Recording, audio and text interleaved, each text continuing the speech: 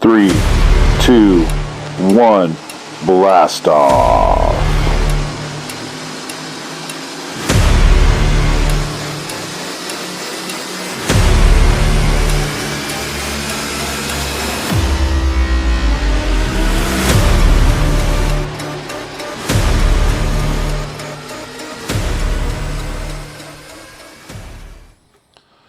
What's up, everybody? This is Jason from Straight Edge Knives, and I have a Tkell knives review for you today, and it's going to be an awesome one.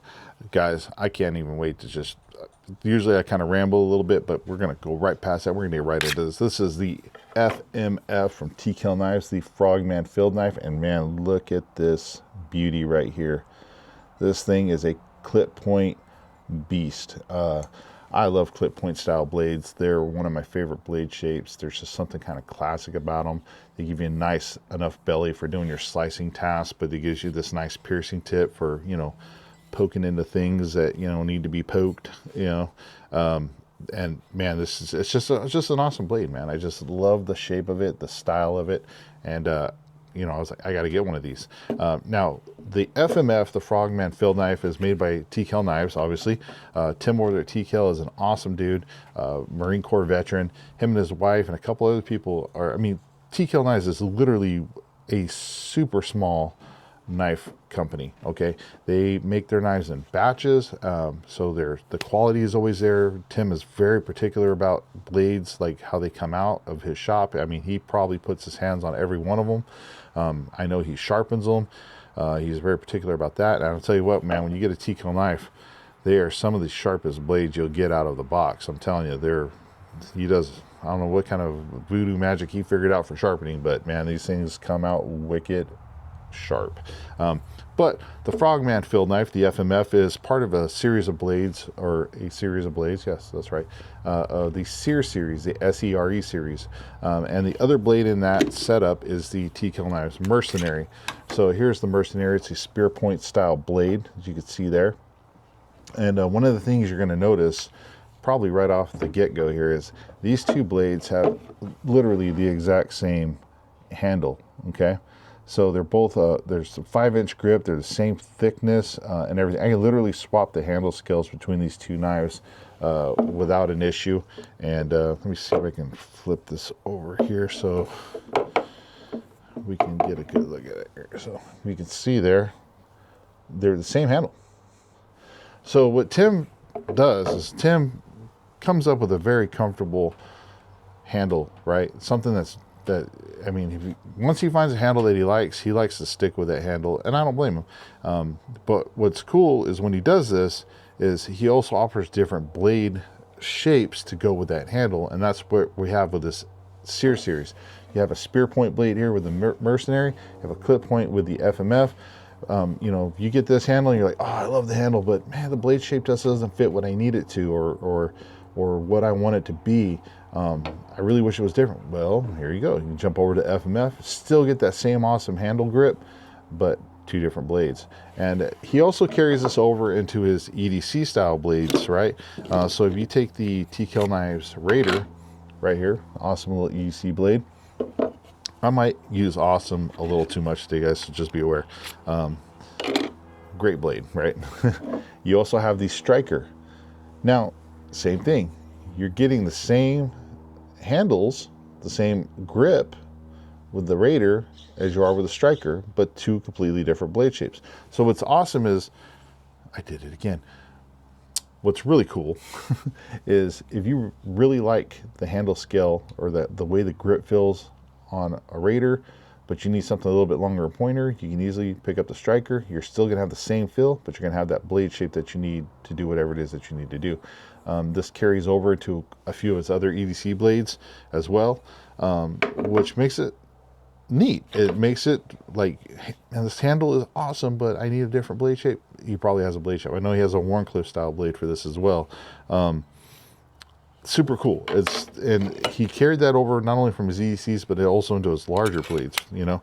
So it's a really cool thing. You know, he comes up with a handle that's very comfortable, very ergonomic, doesn't give you hot spots and things like that, and he uses that handle scale, that handle setup through multiple versions of blades, which I think is pretty awesome.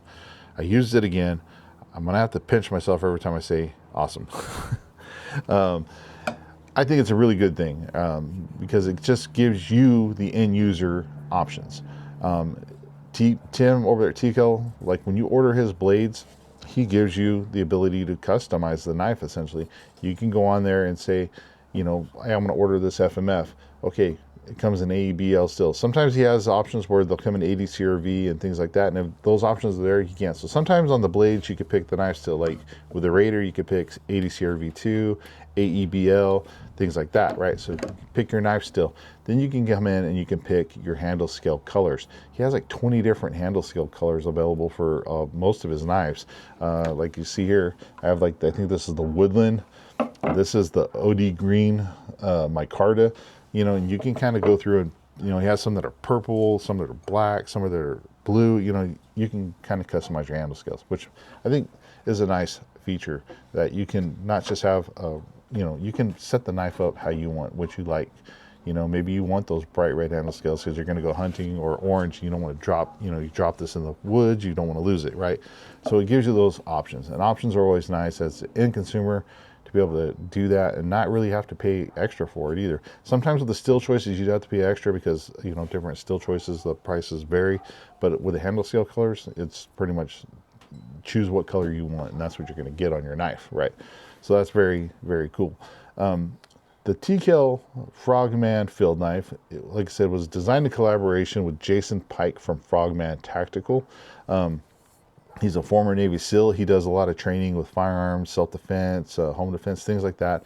I'll leave links to his Instagram and YouTube in the description below, so you can go check out the stuff that Jason Pike's doing over there.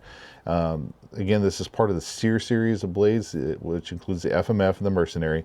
The blade thickness is 0.165. You're looking at a Rockwell hardness of 61. This is dual tempered, deep cryogenic heat treated blade, which gives it fantastic edge retention and durability. You have a nickel boron coating on here, which is just one of those things where it's like, when I heard Tim was doing this, it's like, what? Nobody, I don't know of anybody else in the knife industry that's doing this. Nickel boron coating gives us a extreme wear resistance and corrosion resistance. This coating is really hard and helps protect the blade from scratches and things like that, but also it's very slick, and so if you get let's say you're field dressing an animal, you get stuff on there, it's going to wash off easily. Give it a quick dry, and it's also going to help protect this from getting rusted. He puts it on all his blades. It's a very cool feature that I think a lot of people don't realize how good like this nickel boron coating is. It's really, really cool. The blade length on this is 5.5 inches. You have a blade height of 1.5 inches. Your grip length is 5 inches. And again, the grip length on this is the same as the Mercenary, exactly the same. So that's very, very, very cool. Overall, you're looking at 10.36 inches. One of the really nice features on this knife that I think is a nice feature is the weight. I mean, you're looking at a 10.36 inch knife, and you're looking at 8.7 ounces for just the blade. A blade this size, 8.7 ounces, that's really, really good. With the sheath, you're looking at overall 12 ounces. I mean, for a knife this size, that's light, man. This thing feels quick, nimble. I mean, it's just, you know, if you're out hiking, backpacking all day, you know, traipsing through the woods, whatever it is you're doing with this thing, you're going to be able to carry this comfortably all day. If you're out working on a construction site, you're going to be able to have this on your hip all day, not really notice it's there until you need it, and then be able to put this thing to work. Because, I mean, like, you could probably do a lot of work with this, right? Very, very cool. You also have a little bit of an attitude adjuster there on the end, if you can see that. It's nice and tapered, but if you had to, you know, crack open some walnuts or coconut, or, you know, adjust some attitudes, you know, you can give a little boink, you know, it's going to work perfectly well. But what's nice about it as well is because it's so tapered and rounded off, that if I'm in a reverse grip and I put my thumb over the top to, you know, stab something, it's not going to dig into my hand or hurt my thumb when I, you know, come in there and do that stab motion. So very, very nice, very, very slick blade, and I like it a lot. It comes with a nice black Kydex sheath. Tim's sheaths are always really, really, really, really good. I mean, it holds the blade in there. There's like no rattle. I mean, it's not coming out. You have a nice kind of built-in thumb ramp right here. You can push off, deploy your blade. You have a nice spring steel clip right here.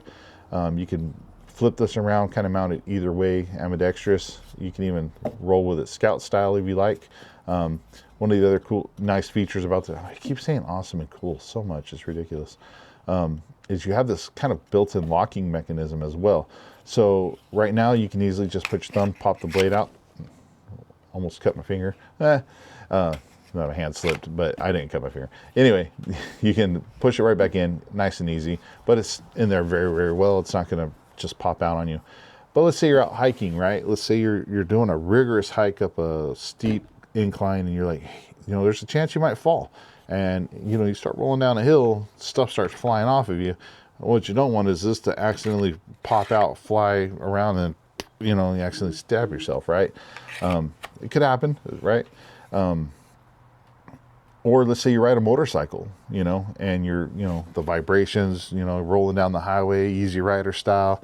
You know, you don't want your blade to fall out if it's riding on your hip. Well, you have a locking mechanism, pretty much a locking mechanism built in here. So you just kind of unscrew this a little bit, if you can see that right there.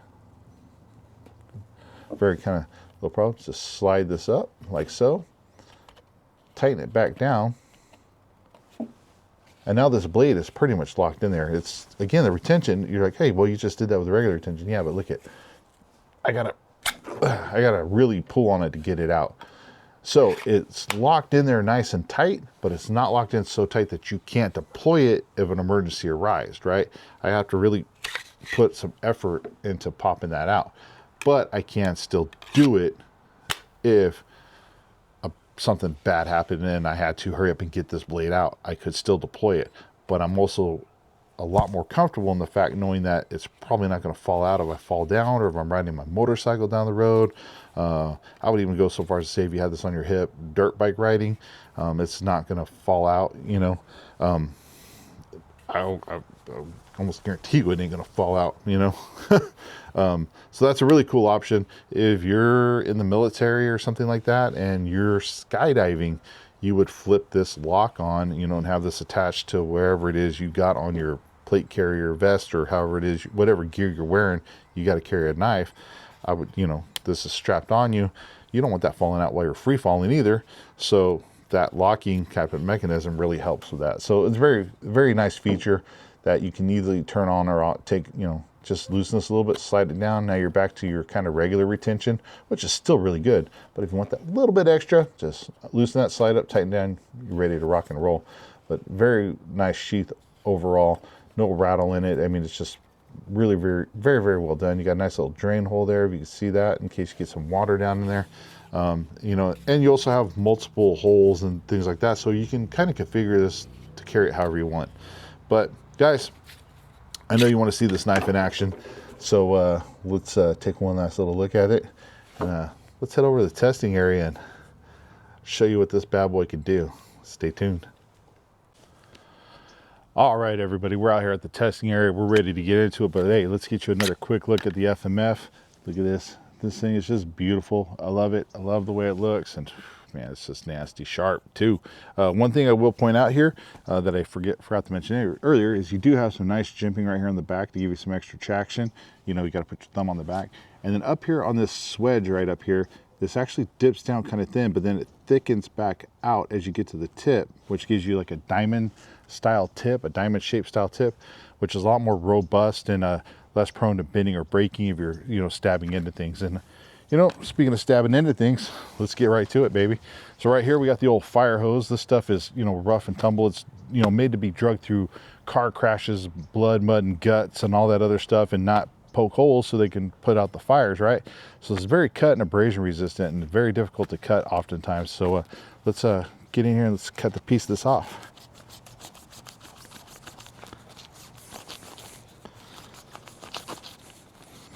Oh, look at that, cutting through it easy, like butter. Look at that, nice clean cut through there. Cut it off nice. Guys, seriously, it's not the easiest stuff to cut for a knife. Let's get here and here, do that little pierce right in there. Went all the way through. Obviously, the only thing that stopped it was a stump, but let's push through here.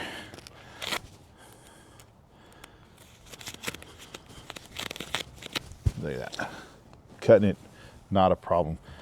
Stuff is not the easiest to cut. we still got a nice sharp edge here. Definitely sharp edge. Right here we got the old poly rope, right? So you guys know this stuff is, use it for tying down, you know, loads to the dump, you know, hay bales, whatever. It's a pretty multi-use rope. Also very messy when you cut it up because it's multiple, you know, multiple fibers and strands that are put together. Let's come in here. Whoops, slid right out on me. There we go. Got a nice easy cut there. Bam, look at that. Cuts through without a problem. But something I noticed when I was cutting this rope is, I don't know if I'm trying to get in here and do this, but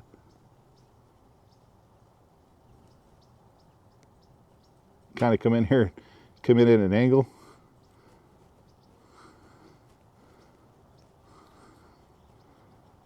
You can almost make poly rope fire curls.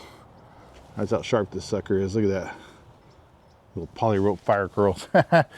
So if you had to cut your rope up and do that type of stuff, absolutely could do it without a problem. What else we got over here? Oh, almost forgot. We got the good old, you know, 550 cord. This is kind of like a generic 550 cord though, so cut that through easily. Absolutely.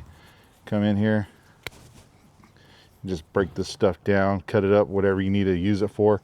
You know, like I said, tying stuff up, whatever, right there. Let's come in here, do a little chop. Look at that. Cut all 4 of those pieces into more pieces. Absolutely, without a problem. So definitely going to handle those rope type tasks that you needed to handle. Let's say you got your old sissy rope right here. This is like a 3/8 inch thick sissy rope. This stuff is very abrasive, rough on an edge. It's not the easiest stuff to cut, but you know, you had to come in here. Let's say you're out working the docks or something, you're using this to tie up a tugboat, I don't know, whatever you use the sissy rope for. You know, you come in here, do a chop, make it rain sissy rope. Look at that, nice clean cut. Checking that edge still, very nice. But obviously that's a kind of a little wild, out of control cow cut. Let's come in here and do a little slice. Look at that, really clean cut. And you got all this rope right here. And again, if you guys haven't seen it before, you can sit here and kind of wiggle this between your fingers, make it like this, get a fire rod, strike it, bam, you got yourself a nice fire starter going right there. So always save this stuff whenever you can. Getting into our stabbing test a little bit more. Here's the catalog here. Look at this thing's about, I don't know, about 3/8 inch thick. Actually, that's probably more like an inch and a half. I don't know. I'm not very good with all that stuff. But come in here, cut over the top. Remember, I talked about this little attitude adjuster right here. Well, I'm going to put my thumb right over the top of that. Come in, stab. Didn't hurt my thumb at all. The tip is right here, barely sticking out. I can barely run my finger. I can run my finger just over the tip right there. So we pierced all the way through the book. Again, right there, the tip got right to about there. You can see that. Yeah, here it is right here. So tip pierced all the way to the back of this book. So that's a nice, good stabbing instrument, right? Let's do a little, let's check that tip real quick. That's what she said. Oh yeah, I got one in there. Yeah, that tip is still nice and pointy. Still gonna poke the crap out of something. So let's do a little whip chop right here. Just gonna go come in. Again, I like when I do this, I like choking back and put my middle finger right here. Kind of give me that little extra leverage, give me that little extra whipping, right? Let's see if we can't knock a corner off this catalog. Oh, look at it, making it rain, baby. Look at that. Oh, knock that whole corner off that, nice and clean. So obviously you can come in and do some nice little whip chops and cut through some stuff, right? What else we got over here? Oh, we got the old leather belt. So if you had to come in here and, you know, just shave some pieces off of this, you could do that as well. Look at that.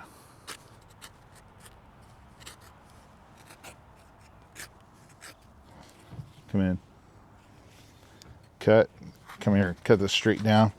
So maybe it's a piece of hide or something that you're working on. Maybe you're a taxidermist and you might need to cut some leather and stuff up. You can definitely do that. Come in there, do that, no problem. What we have here is air compressor hose, a lot of it. So this is 3000 psi rated air compressor hose. Let's do a little chop here. Get us a piece off of there so we don't have such a long piece. Obviously, you can chop through it, not a problem.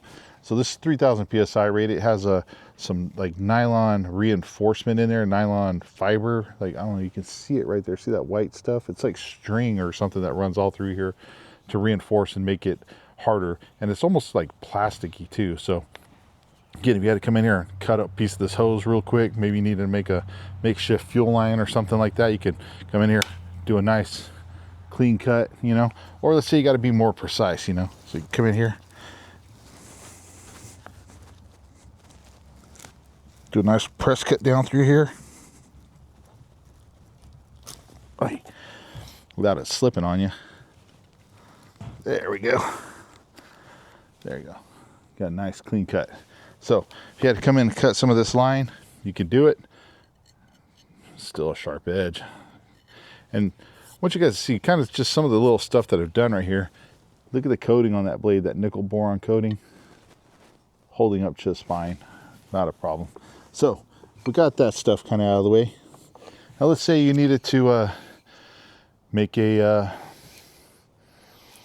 grasshopper vampire steak, right? You know, you got this grasshoppers out there that are running around sucking blood. I don't know. Come in here, kind of again, choke back on this. Do some nice little whip chops. Or let's say you had to make some sort of a wedge, like the wedge of door, you know. It's the, you know, apocalypse is coming and there's people trying to break in your house. You need to make a wedge to jam the door shut. You know, you could come in here and quickly do some little whip chops like this, whittle this down into a wedge, shove it in the door. Or again, got those vampire grasshoppers coming after you. Come in here, do some real quick little chops. Then you come in here and finish it off, make it nice and pointy. I mean, you can just hear that blade just sliding through that wood, right? And that's, again, you know, it's all attributed to that nickel boron coating, you know what I mean? So there it is. Make a nice little vampire steak, or come on, realistically, what are we doing? We're making a tent steak, right? And that's what, you know, easily come in there and make yourself a fast tent steak. That storm's coming, you need to buckle down your shelter while you're out camping. Hey, that's what you do. You just get a stick, make your tent steak. Excuse me, noses. I think a bug flew up my nose. Anyway, but now you got a tent stake, right? You need some place to lash it down. So let's come in here and we'll carve ourselves out a notch.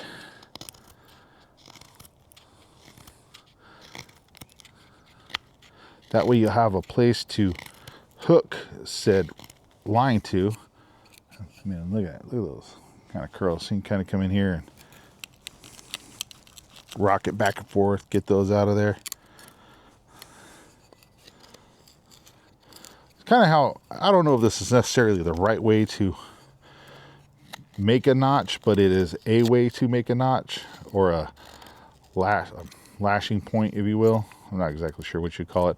I'm not the most bushcrafty guy, so but you know, if I had to make something in a quick, fast, and in a hurry, you know, I can do it. You can make a little, you can see there. So stake in the ground, hook your rope around here, and it's going to hold it in place, right? Or maybe you need this for a trap, a lever, you know, a switch for a trap or something like that. So you can come in there and make your traps and do your things like that. Now, this knife, can you use it for, so obviously we could do rope, we could do hose, and, you know, kind of everyday little tasks like that. Cutting paper, all your regular EDC stuff, I think we're going to be perfectly fine. Now, let's say we got to get into the heavier wood tasks, like you're out in the, you got lost out in the trail, right, 4x-ing, and now you got to make a fire, stuff like that. How are we going to do it? Or, you know, can we do it? Are we going to be able to make, you know, fire sticks and make some shavings? So here's just a chunk of wood, right? So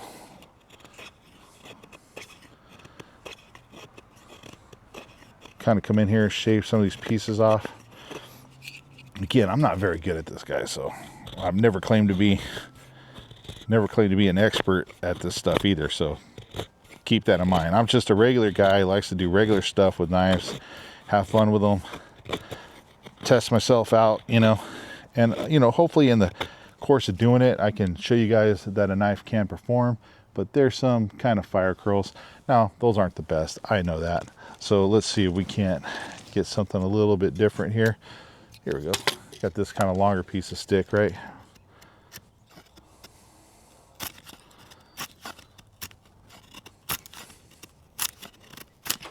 Ooh, there you go. Well, I was starting to make them and then I just shaved them right off.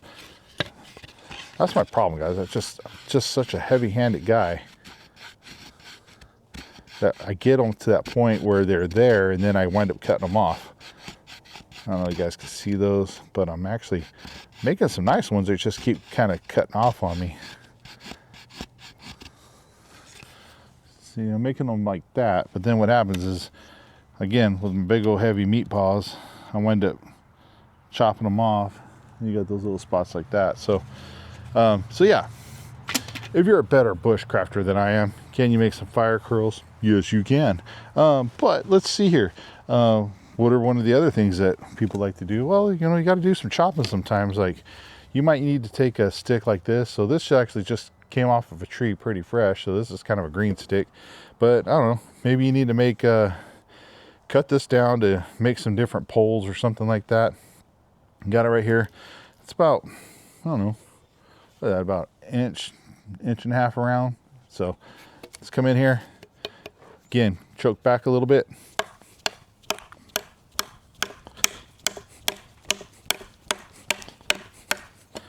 Not bad. There you go. Do a nice little 2-inch log there. Chop it down, get it out of the way. Edge still looks really nice. Look at that. Absolutely. But, you know, things happen. You get stuck in a spot where you're like, man, I need to make some kindling or something, you know. You need to break some bigger pieces of wood down. Well, let's do that. Let me find a piece. This is a piece of seasoned almond wood. It's got a little bit of a knot down here at the bottom. Typically, guys, should you baton with your knife?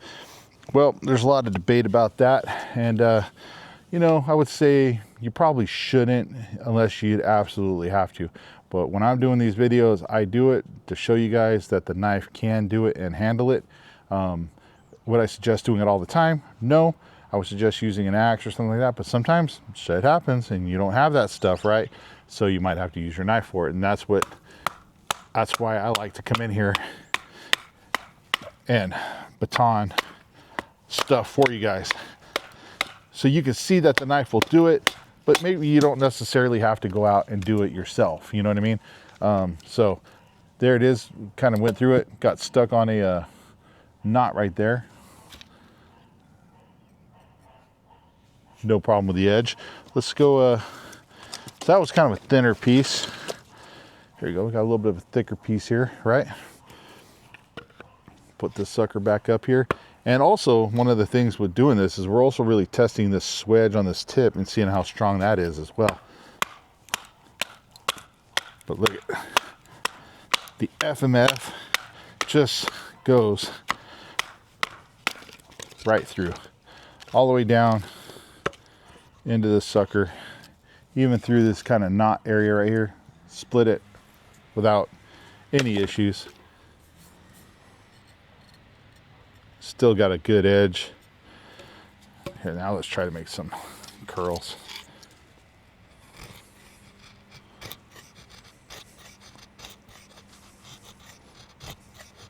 Again, I'm making them, but I'm just cutting them off.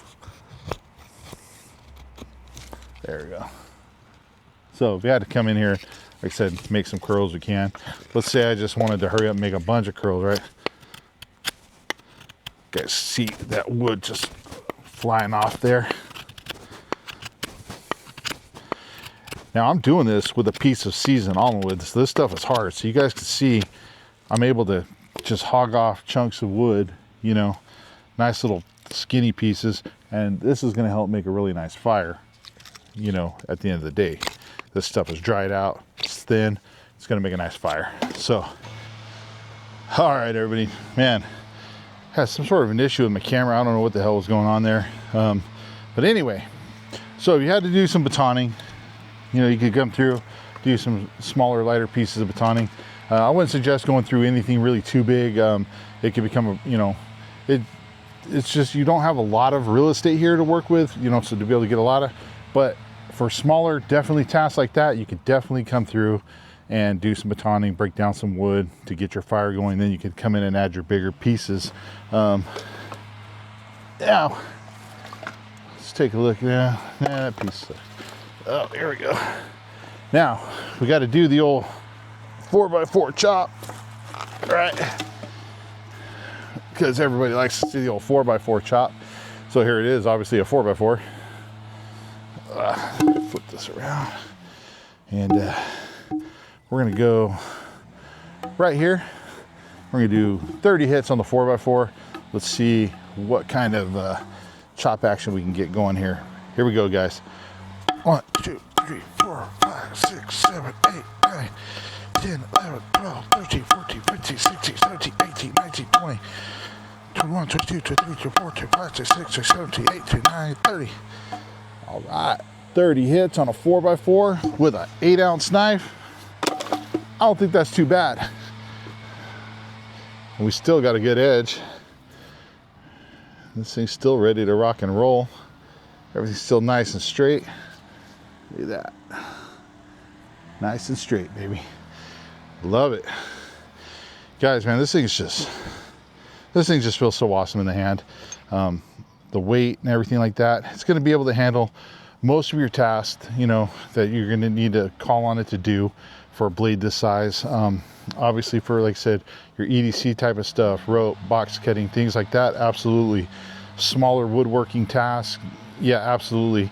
Going in and doing some really large, like heavy chopping, obviously this knife isn't designed to do that or built for that. You could, I mean, theoretically I could chop through that 4x4. It's just going to take me a lot longer and, you know, expend a lot more energy. But if I absolutely had to, yeah, I could.